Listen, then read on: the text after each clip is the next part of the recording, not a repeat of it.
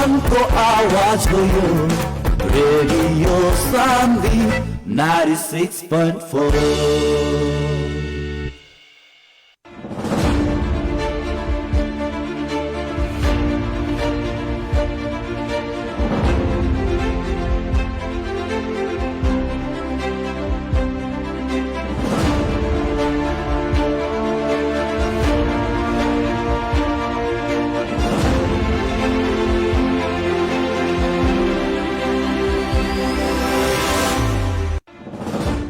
नमस्कार, हार्दिक स्वागत बा रेडियो सान्वी 96.4 मेगाहर्ट्ज के प्रस्तुति कार्यक्रम जन आवाज में। कार्यक्रम जन आवाज के साथ उपस्थित हो चुकल बानी हम कार्यक्रम प्रस्तोता मुकेश गदी। सीधा बात, पृष्ठ विचार, आम जनता के प्रतिनिधिमूलक आवाज कार्यक्रम जन आवाज मार्फत देश के समसामयिक राजनीतिक घटनाक्रम, विकास निर्माण, शिक्षा, स्वास्थ्य, कृषि, रोजगारी लगायत आम जनता से सरोकार राखे वाला हरेक समय सांदर्भिक विषय पर बहस और छलफल करने सन। कार्यक्रम जन आवाज के आज के बहस और छलफल खास करके अगहन 4 गते होखे वाला प्रतिनिधि सभा और प्रदेश सभा के निर्वाचन के संदर्भ में रह के हमनी के अभी बहस के आगाड़ी बढ़ा रहल बानी सन।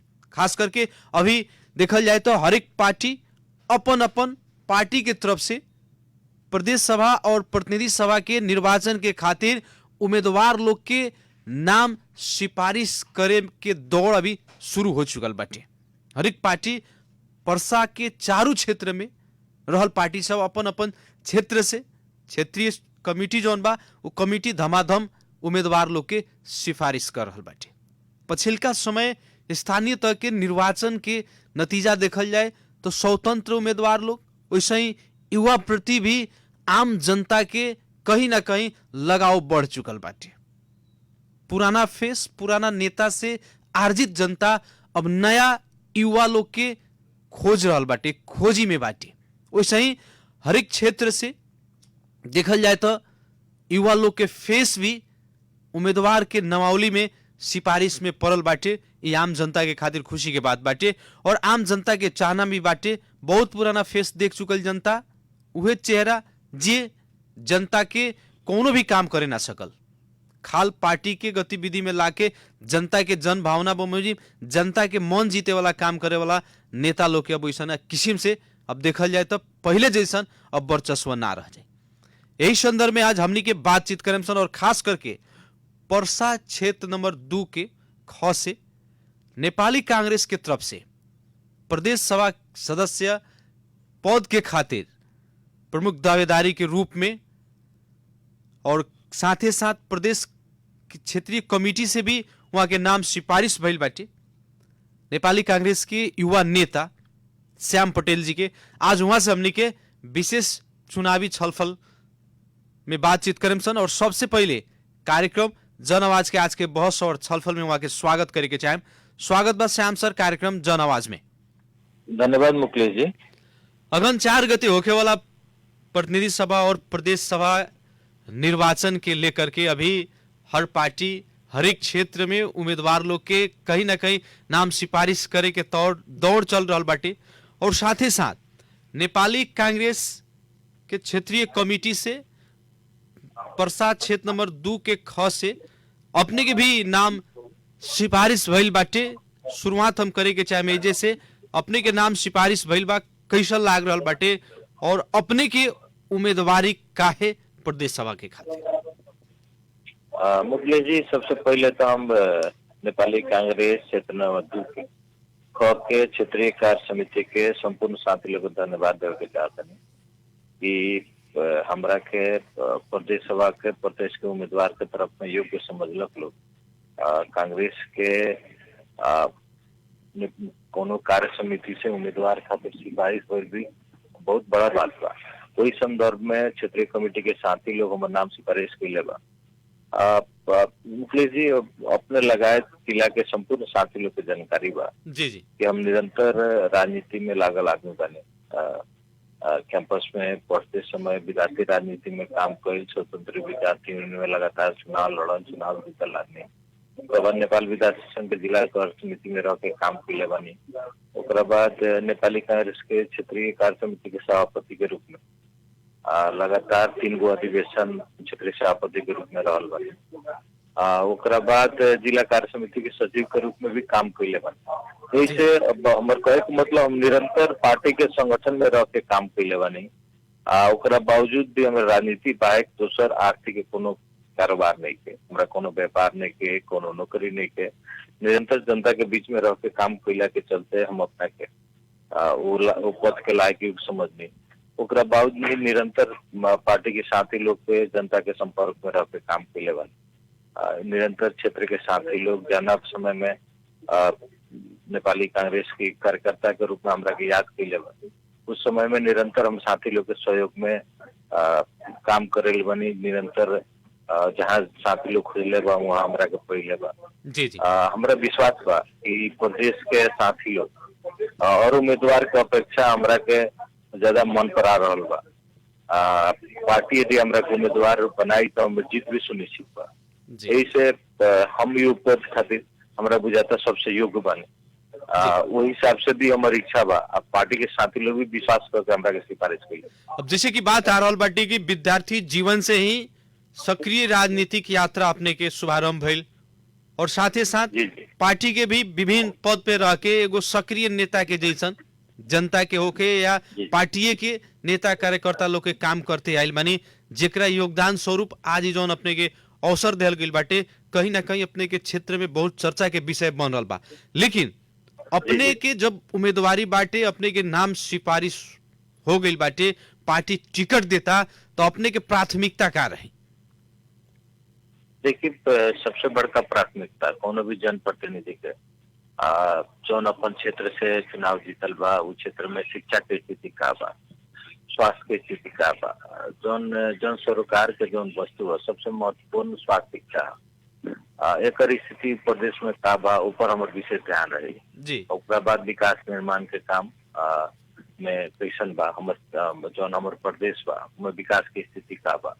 एकरा पहलका जी जनप्रतिनिधि जी एकरा पहले जो चुनाव जीत के गइलन वो जनता के बीच में जाना हिसाब से काम करे के कहीं काम न किलन। निरंतर इस चर्चा बा जे बिना कमीशन के कोनो काम नहीं कर प्रदेश में।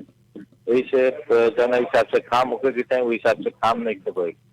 हम जनता के जौन विश्वास के साथ जनता हमरा जिताई अपने के कह देनी है प्राथमिकता हमार स्वास्थ्य शिक्षा प्रति रही जी जी। ओकरा बाद विकास निर्माण के काम प्रति रही।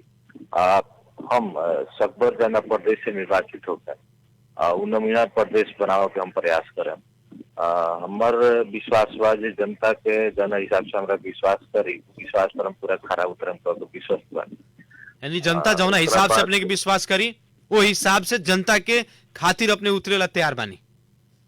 जी जी जी। रहल बात जैसे कि पछिलका अभी कुछ महीना पहले स्थानीय तह के निर्वाचन भी संपन्न भइल बाटे। स्थानीय तह के निर्वाचन के मत परिणाम देखल जाए तो युवा चेहरा खास करके स्थानीय सरकार के प्रमुख में स्थानीय सरकार के विभिन्न पद में निर्वाचित भइल बा। पछिलका समय जौन हमनी के देश में युवा प्रति के जनता के जौन एगो चाहना बढ़ रहल बाटे एकरा के अपने कौना ढंग से देख रहल बानी? स्वाभाविक बा मुकेश जी, स्वाभाविक बा युवा सब में काम करे के क्षमता बा। युवा के साथ साथ अनुभव में भी युवा होके के चाहिए जी जी। वो भी जरूरी बा। युवा खाली ना भइले से ना भइल, युवा होके करप्ट होके, युवा होके घुसखोर होके, युवा होके काम ना करे ओकरा के युवा ना कहल जाए। उम्र कुछ भी होके काम करे में युवा होके पर हमर कहना में बहुत साथ लोग युवा के बात करला। हम युवा चाहिए लेकिन काम करे में युवा के जरूरी बा। ईमानदार युवा के जरूरी बा, लगनशील युवा के जरूरी बा, अनुभवी युवा के जरूरी बा, विकासशील युवा के जरूरी बा। तो इससे जनता युवा पर ज्यादा विश्वास कर रहा बा। लेकिन वही युवा यदि करप्ट हो जाये तो ओकरा बाद जनता के विश्वास घट जाए। यही से हम निरंतर हमारे कार्यक्रम में साथी लोग जहाँ युवा के बात होला वहाँ हम कहे जे युवा जरूरी बा लेकिन काम करे में युवा चाहिए, ईमानदार युवा चाहिए, लगनशील युवा चाहिए, अनुभवी हर एक हिसाब से निपुण युवा चाहिए। वैसन युवा रही तो जनता जना हिसाब से विश्वास करके युवा लोग जिता रहा बा हर एक सेक्टर से। जहाँ भी देख रहा बानी करीब करीब काठमांडू महानगर ऐसा जगह पर 29 वर्ष के युवा पर महानगर के साथी लोग विश्वास करके जीते बा। निरंतर अब पहले के हुए घिसा पिटा अनुहार, हुए चेहरा, हुए लगातार 5 बरस 6 बरस 7 बरस से चुनाव लड़ रहा साथी लोग के देखते देखते जनता करीब करीब थक चुकल बा। इसे जनता के अब चाहिए नया चेहरा, जनता के चाहिए काम करे वाला चेहरा।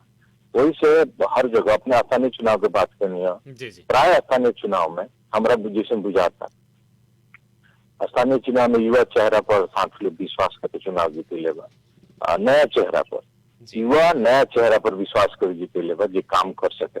जनता का अपेक्षा ज्यादा बा, ये अपेक्षा पर खरा ना उतरे तो युवा लोग पर से भी विश्वास हट जाए।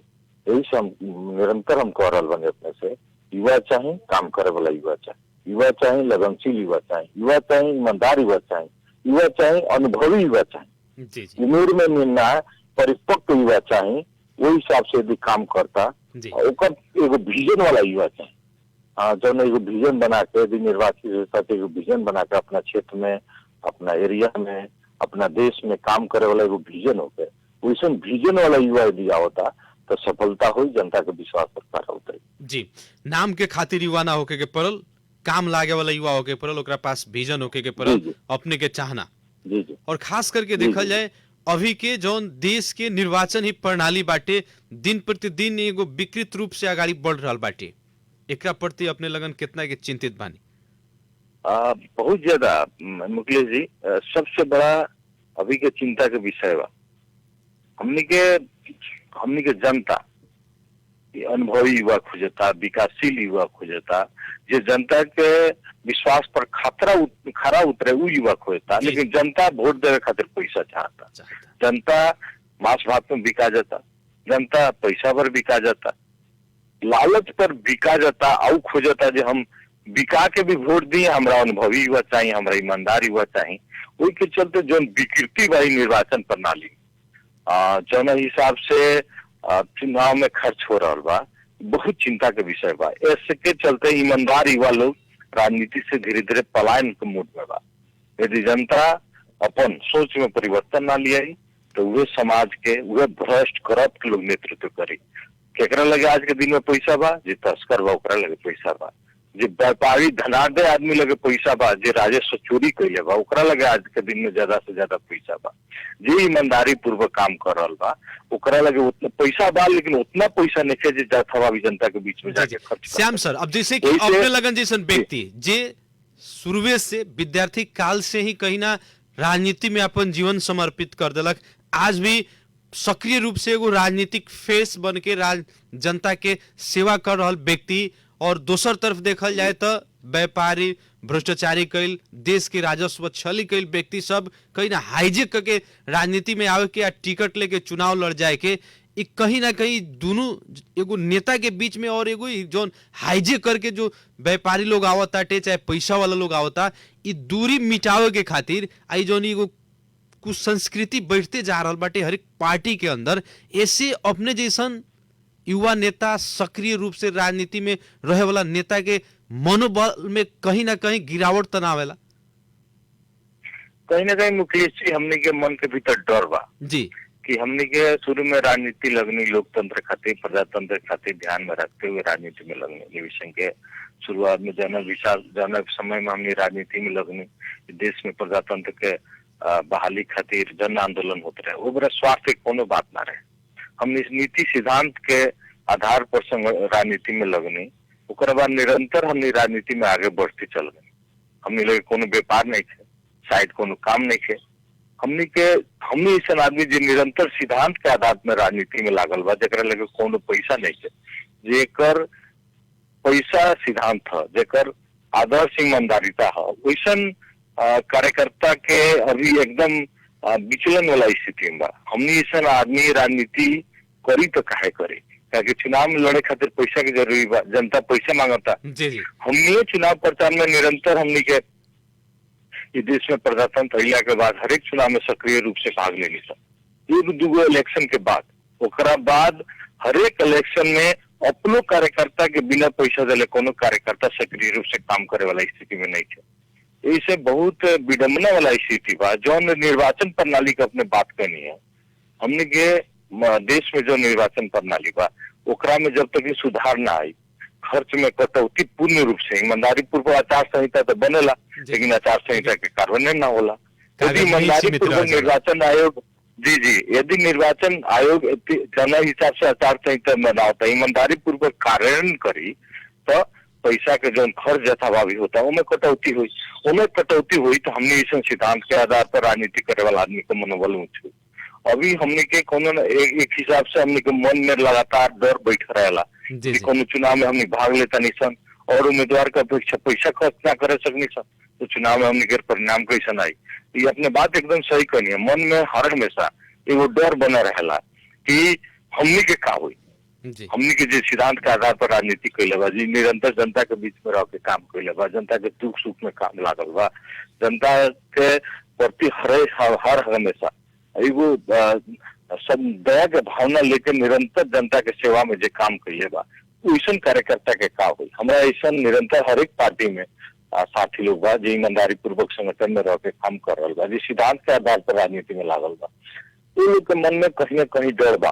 साथी लोग से बात होला, चाहे साथी लोग राजनीति में पैसा कमाए खातिर आई बा, लेकिन हर एक पार्टी में जो सिद्धांत के आधार पर राजनीति में लागल बा वैसा साथी लोग से जहाँ भी भेंट होला एगो मन में सबके कोई डर बैठल बा कि हमने चुनाव कैसे लड़े, हमने लगे पैसा कहाँ से आई, जो लगातार इतना एगो आसानी निकाय के चुनाव, वार्ड के चुनाव लड़े में करोड़ रुपया खर्चा होता, हमने ऐसा नामी चुनाव लड़ी तो हमने के पैसा कहाँ से आई, क्या हमने उतना पैसा नहीं किसन कैले, हमने को कोनो अनैतिक काम नहीं कैले, हमने कोनो तस्करी नहीं कैले, ब्लैक नहीं कैले, राजस्व चोरी नहीं कैले, तो हमने लगे उतना पैसा कहाँ से आई जो खर्च करें।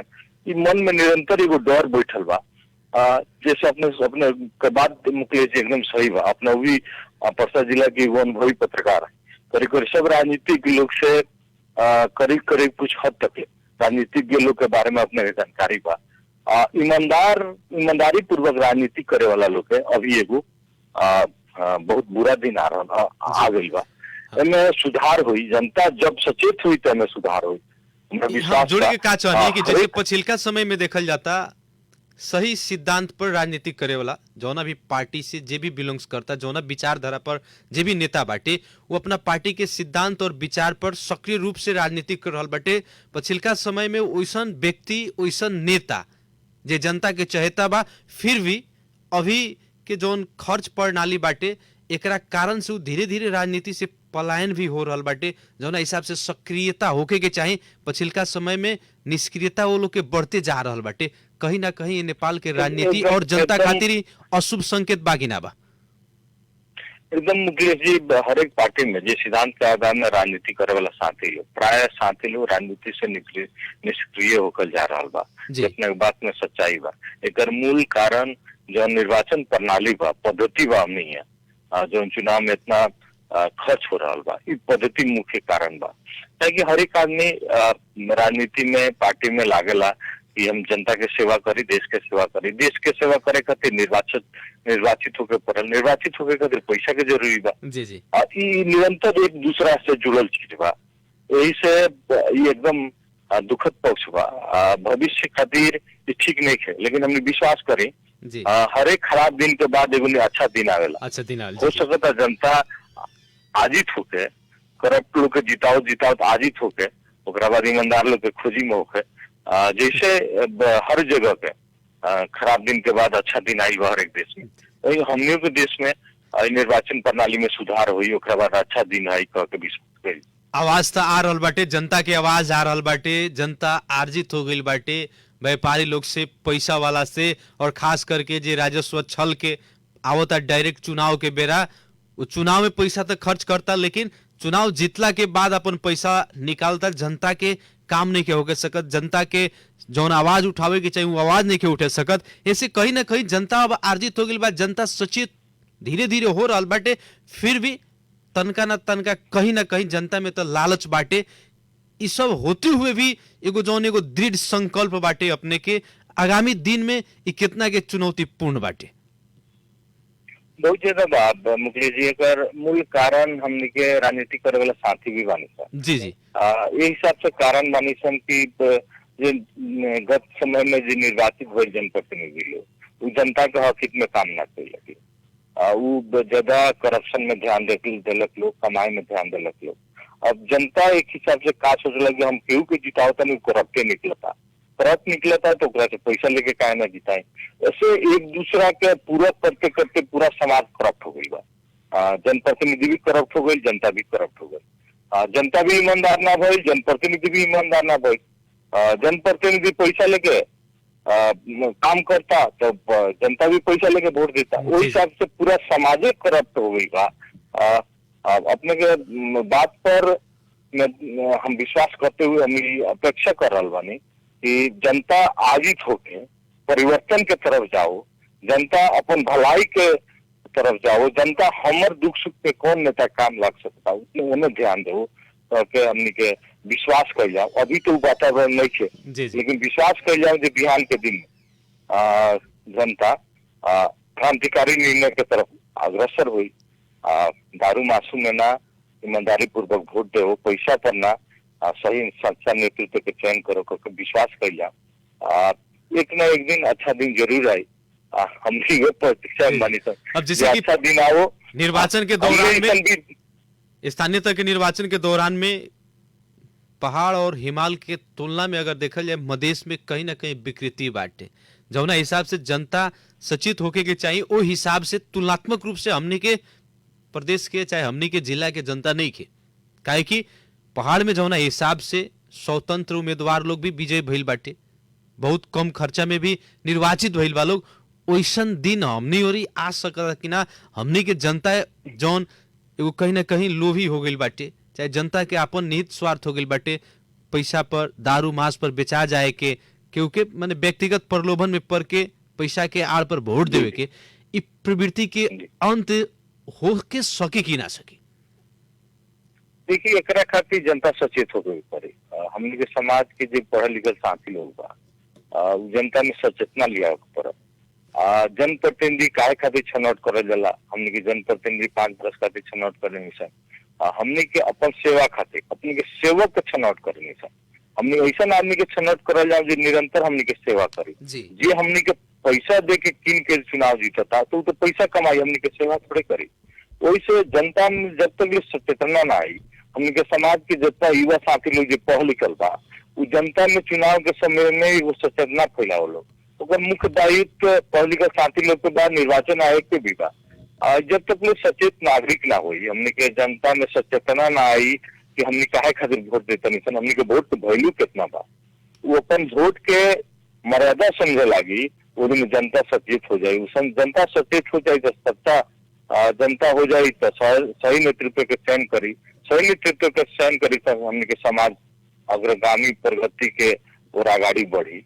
हमने के विश्वास कल जा सकता। लेकिन अभी के जो संरचना बा एकदम डर लागो संरचना बा।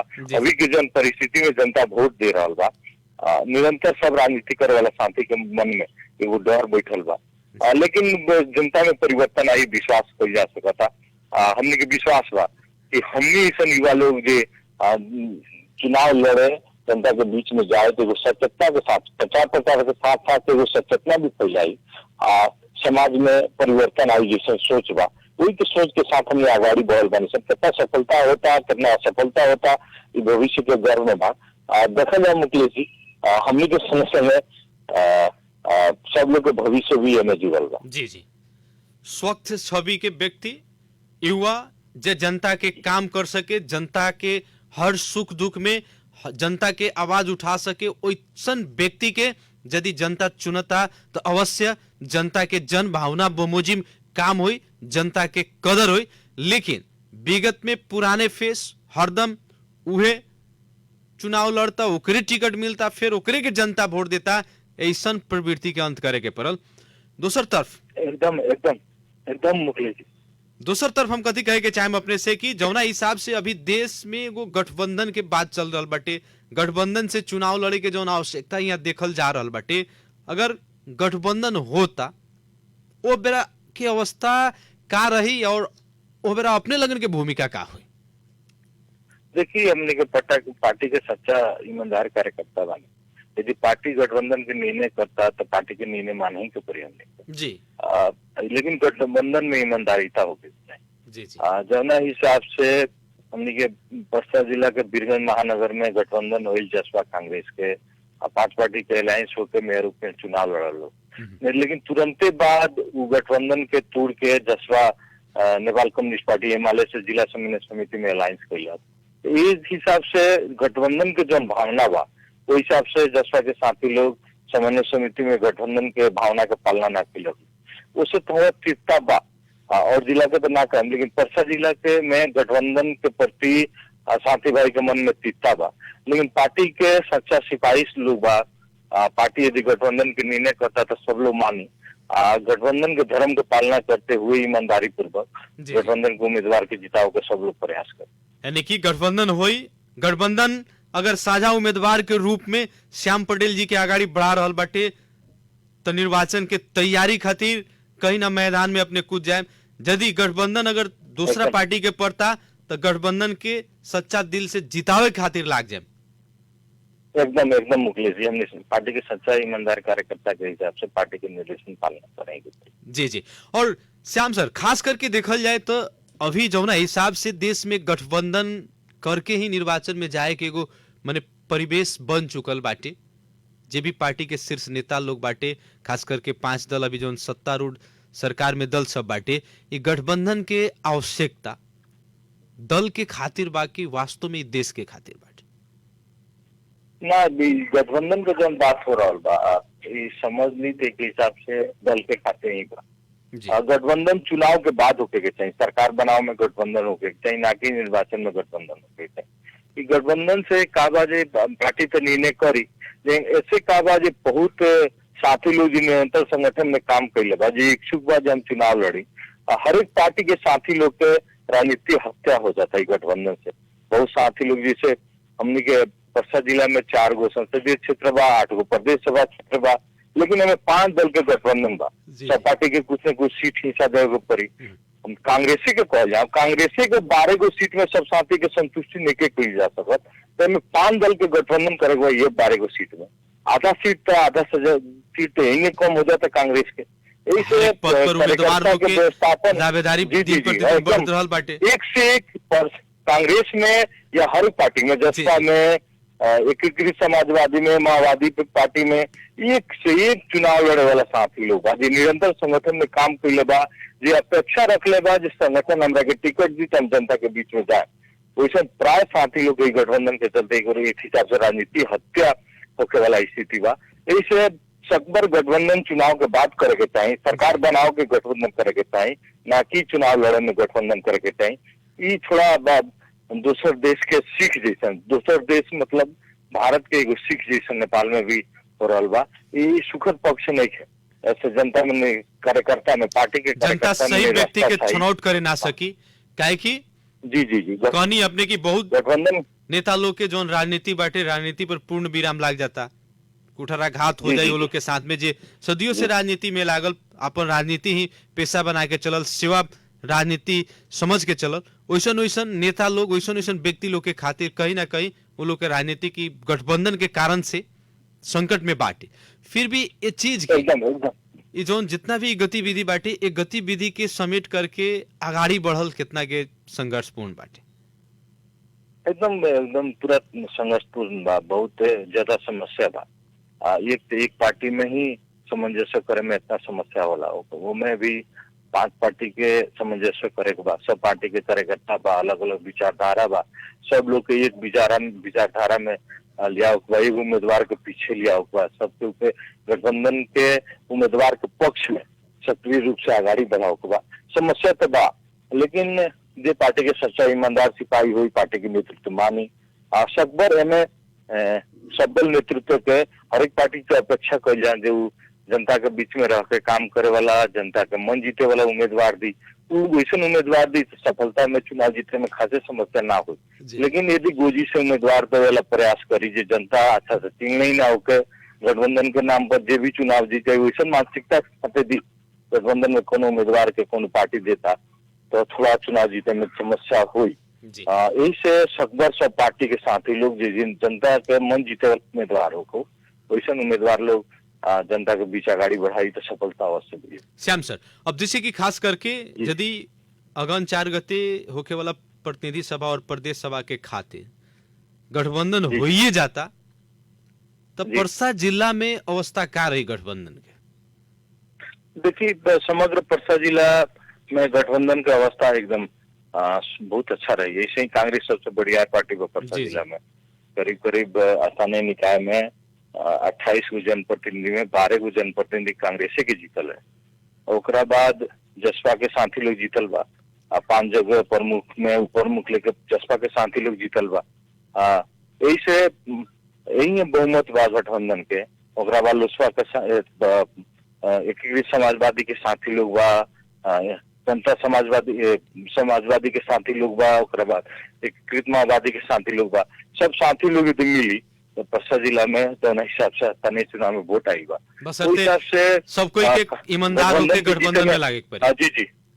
जी, गठबंधन के जीते में कोनो समस्या हुई जैसे नहीं लागो। हमारा भी जाता परसा जिला में गठबंधन के कब्जा रही। जी, हमने के कार्यक्रम के अंत में बानी सन, खास करके परसा क्षेत्र नंबर 2 के ख के आम जनता से का अपील रही राउर? पार्टी हमरा के विश्वास होते है उम्मीदवार के सिफारिश के लिए बा। जी, हम जनता लोग में विश्वास करावे चाहता नहीं। यदि परसा जिला क्षेत्र नंबर 2 ख के साथी लोग हमरा के निर्वाचन में यदि पार्टी हमरा के उम्मीदवार बनाऊंगा तो निर्वाचन में वोट देके जिताई। हम इस क्षेत्र के आधारभूत समस्या जौन स्वास्थ्य शिक्षा का समस्या बा, सबसे पहले समाधान करे के प्रयास करें। हमारे प्रयास रही जे प्रदेश के स्वास्थ्य के शिक्षा के जो मामला बा प्रदेश के मध्य प्रदेश के सबसे उत्कृष्ट हो। विकास निर्माण के काम में भी हमारे क्षेत्र में मुन्ना क्षेत्र रही जिससे विश्वास बने। हमारा विश्वास बा जी प्रदेश के जनता हमारा विश्वास के मतदान करी तो हम विश्वास खतरा उतरे। बहुत बहुत धन्यवाद बाटे और साथ ही साथ अपने के अग्रिम बधाई भी देवे के चाहेम सन। पार्टी के तरफ से अपने के टिकट मिलो और साथ ही साथ जनता भी अपने के पक्ष में मतदान करो। अपने जैसन नेता लोग जिस सक्रिय राजनीति में जनता के खातिर हरदम सेवा में तैयार रहल बा, ऐसा ऐसा नेता लोग के जिताओ, ये अपने के खातिर हमने के शुभकामना बाटे। धन्यवाद देवे के चाहेम सन अपने के। धन्यवाद मुखलेश, धन्यवाद हमारे बात रखे के मौका देनी। बहुत बहुत जी धन्यवाद। आदरणीय जन समुदाय, कार्यक्रम जन आवाज के आज के बहस और छलफल खास करके अगहन 4 गते होके वाला प्रतिनिधि सभा और प्रदेश सभा के निर्वाचन के लेकर के अभी के हमनी के बहस के आगाड़ी बढ़ा रहा सन। चुनावी बहस पार्टी के नेता लोग से, उम्मीदवार लोग से, उम्मीदवारी के जो दावेदारी कर रहा बाटे वहां लोग से हमनी के बहस और छलफल कर रहा बनी सन। ये बहस और छलफल के दौरान में और अभी परसा जिला के समग्र अवस्था देखल जाए तो हर एक पार्टी अपन अपन संसदीय क्षेत्र और प्रदेश क्षेत्र से उम्मीदवार लोग के नाम सिफारिश कर रहा बाटे। सिफारिश करे में भी बहुत बड़ा सकस बाटे। एक एक पद पर ज्यादा आकांक्षी लोग बाटे उम्मीदवार के। संघर्ष बाटे, लेकिन संघर्ष के दौरान में देखल जाए तो दूसरी तरफ गठबंधन भी बा। गठबंधन के कारण से भी कहीं ना कहीं बहुत सारा नेता जो सक्रिय रूप से राजनीति ही अपन सेवा मनलक, पेशा मनलक और राजनीति में ही अपन सारा विद्यार्थी काल से लेके और अभी तक के जीवन यापन कैलक। वैसन वैसन नेता लोग के चाहे गठबंधन से कहीं ना कहीं बहुत सारा नेता लोग के राजनीति जौन बाटे, राजनीति पर पूर्ण विराम बाटे। काहे कि क्यों भी राजनीति कर रहा बाटे नेता, आवे वाला दिन खतीरा कि हम भी सांसद बनी, हम भी विधायक बनी। लेकिन गठबंधन वास्तव में देखल जाए तो देश की आवश्यकता जैसन नहीं लाग रहा। 5 दल के जो नेता लोग बाटे, शीर्ष नेता लोग, वो अपना जीते के खातिर खाल लोग के सीट कैसे सुरक्षित रही एकरा ला एक गठबंधन के आवश्यकता देखल गई बाटे। आम जनता से हमनी के बार बार विनय अनुनय कर रानी सन की, खास करके कोनो भी चुनाव में अभी देखल जाए तो बहुत पुराना फेस देख चुकल। बाबा भी वही आदमी आके वोट दिलन, बाबू भी वही आदमी आके वोट दिलन, आज के दिन में बेटा भी वही आदमी के वोट दी। तो देश में इतना बड़ परिवर्तन आयल, विभिन्न सत्ता परिवर्तन भइल, शासकीय स्वरूप परिवर्तन भइल, एकर महत्व का रह जाए। ऐसे जनता के सोच में परिवर्तन आवे के पड़ल और पार्टी में भी जे भी पुराना फेस बाटे ओकरा में भी परिवर्तन करे के पड़ल। काहे कि पुराना फेस से जनता आर्जित बाटे, बहुत बार देख चुकल बाटे। वो लोग के गतिविधि, वो लोग के काम करवाए संतोषजनक नहीं खे। हर जनता अभी खोज रहल बाटे नया कैंडिडेट, नया युवा, काम करे वाला युवा, जनता के आवाज के उठावे वाला व्यक्ति के उम्मीदवार बनाई लगन, तबे जाके कोनो भी पार्टी सफल हुई, वो पार्टी के उम्मीदवार विजयी हुई। और जनता से भी हमनी के बार बार अपील करेनी सन कि अभी के जौना हिसाब से चुनाव के लेकर के, चुनाव के प्रणाली के बात चल रहा बाटे, और साथ ही साथ कहीं ना कहीं जनता के भी बात आ रहा बाटे। जनता जौना हिसाब से सचेत होके के चाहिए, ईमानदार होके के चाहिए, वो हिसाब से जनता ईमानदार नहीं है। जनता ईमानदार हो जाए तो जितना ही विकृति देखल जा रहा बाटे निर्वाचन के दौरान, इस सारा विकृति हट जाए। लेकिन चुनाव इतना ना महंगा होते जा रहा बा दिन प्रतिदिन कि ईमानदार नेता लोग धीरे धीरे बाईपास हो रहा बाटे, और जेकरा पास पैसा बाटे उ चाहता राजनीति सेवा ना व्यापार बना ली। वैसन व्यक्ति के राजनीति में अइला के कारण से सारा दुर्दशा बाटे। ऐसे सचेत होके के पड़ल और सजग हो करके कहीं ना कहीं हमनी हर प्राणी में सबसे सर्वश्रेष्ठ प्राणी मानल जानी सा। तो ऐसे अपन कम से कम जौन चेतना बाटे उ चेतना के प्रयोग करके एक बार दिल में सोच के कोनो किस्म के व्यक्तिगत प्रलोभन, पैसा, दारू, मांस, ये सब जितना भी कृत्रिम चीज बाटे, ये कृत्रिम चीज के त्याग करके, और 5 साल के बाद जौन एगो अवसर मिलल बाटे अपना से अपने खातिर 5 वर्ष के लिए जौन एगो कहीं ना कहीं एगो प्रतिनिधि चुनल जाता, तो प्रतिनिधि वो स्वच्छ होके, ईमानदार होके, अपने के लायक होके, वो पद के लायक होके आवाज उठा सके, वैसन प्रतिनिधि के छनौट करी, ये कहे के चाहेम सन। और कार्यक्रम जन आवाज के निरंतर बहस हर एक दिन विभिन्न व्यक्ति लोग के साथ जारी रहबे करी। आज के बहस और छलफल सुननी एक अपने लोग के धन्यवाद देव। विशेष धन्यवाद प्राविधिक मित्र अनूप यादव जी के देते हुए कार्यक्रम जन आवाज के आज के बहस और छलफल से हम कार्यक्रम प्रस्तोता मुखलेश गदी आज के खातिर विदा चाहत बनी। प्रणाम।